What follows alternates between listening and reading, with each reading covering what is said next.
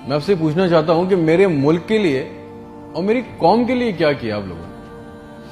आप मेयर बन गए, गुड, गवर्नर बन गए, बहुत अच्छी बात है, वजीर आजम बन गए, वजीर खारजा बन गए, वजीर दाखिला बन गए, डीसी बन गए, एसी बन गए, चीफ ऑफ आर्मी स्टाफ बन गए, डीजी बन गए। आप तो अमीर हो गए, आपकी नस्लें तो आगे निकल गई, आपकी कई कई नस्लों के लिए प्लॉट, मकान, जायदादें बन गई।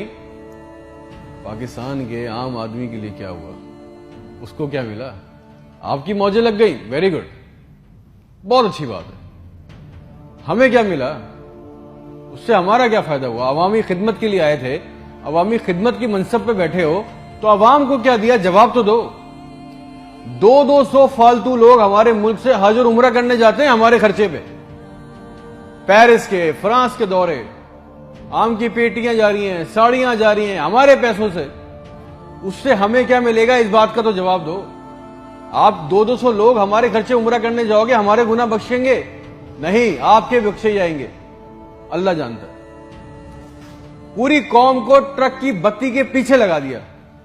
पाकिस्तान खतरे में, इस्लाम खतरे में है, इंडिया दुश्मन है, कश्मीर को आजाद करना है।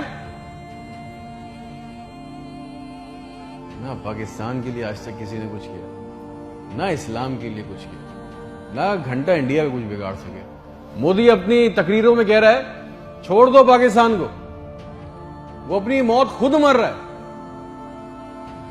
जरदारी चोर, नवाज चोर, इमरान चोर, इसका पैसा उसका पैसा, ना कोई पकड़ा गया आज तक इस मुल्क में, ना किसी का पैसा वापस आया। इसकी बारी, उसकी बारी, अब उसके बेटे की बारी, अब उसकी बेटी की बारी। अवाम को टेनिस के मैच में लगाया हुआ है, बॉल इधर बॉल उधर, टेनिस का मैच चल रहा है। हमें इससे कोई फायदा नहीं हो रहा। एक गरीब, मकरूज, लाचार मुल्क, खरबों रुपए का बजट, तो इतनी बड़ी बड़ी जायगेंटिक काबीना खा जाती है। करती क्या है ये? इतने इतने वजीर, इतने इतने मुशीर, इनका काम क्या है? प्रोटोकॉल, शाही खर्चे, अयाशियां।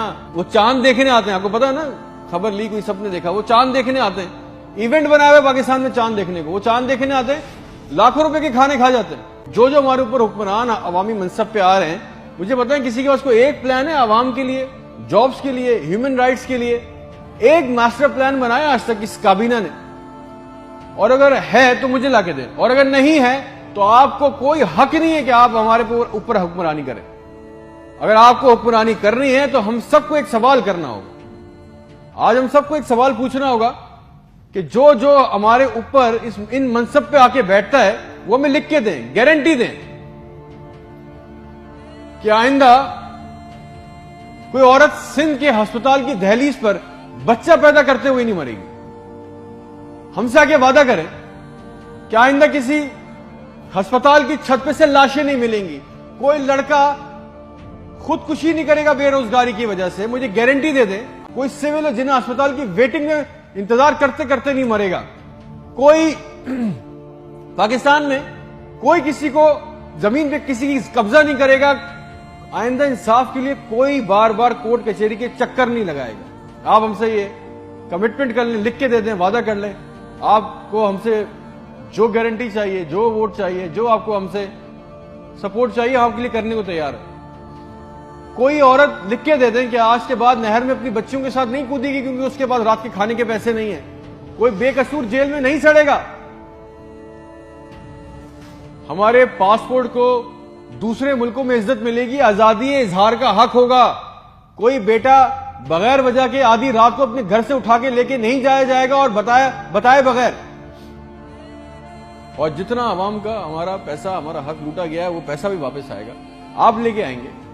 और अगर नहीं दे सकते तो फिर तो हम बोलेंगे, चाहे आप हमें बागी बोलें, गद्दार बोलें, ये हमारा बुनियादी हक है, ये छीन नहीं सकते। और करेंगे भी क्या? मार देंगे। बचा क्या है हमारे पास? तुम खादिम हो जो अवामी मनसब पे बैठता है, उसका काम खिदमत करना है। खुदा ना बने हम पाकिस्तान के लोगों के लिए। मेरे मुल्क के होनहार लड़के लड़कियां सारा दिन चक्कर काट रहे हैं कि उनको किसी तरह किसी भी मुल्क का वीजा मिल जाए, नेपाल ही चले जाए, श्रीलंका चले जाए, किसी तरह भाग जाए इस मुल्क से। जो अंडर प्रिविलेज है वो क्या कर रहे हैं? वो तुम्हारी खाला के लड़कों को पैसे देके कश्ती के रास्ते जा रहे हैं। मर गए 500 जवान लड़के, मर गए, डूब के, उनके भी ख्वाब थे, उनकी भी ख्वाहिशें थी, बेशर्मो। किसी का दिल नहीं चाहता अपने बूढ़े माँ बाप को, अपनी बीवी बच्चों को छोड़ के इस मुल्क से बाहर जाने का, मगर हालात ऐसे बना दिए बस पाकिस्तान से जिंदा भाग। हम जिंदा कौम हैं, पाइंदा कौम हैं, मिल्ली नगमों झूठे इश्तिहारों में लगे हुए, जाली दुश्मनों में डरा के फंसा के हमें रखा हुआ है कि कहीं हमें अकल ना आ जाए।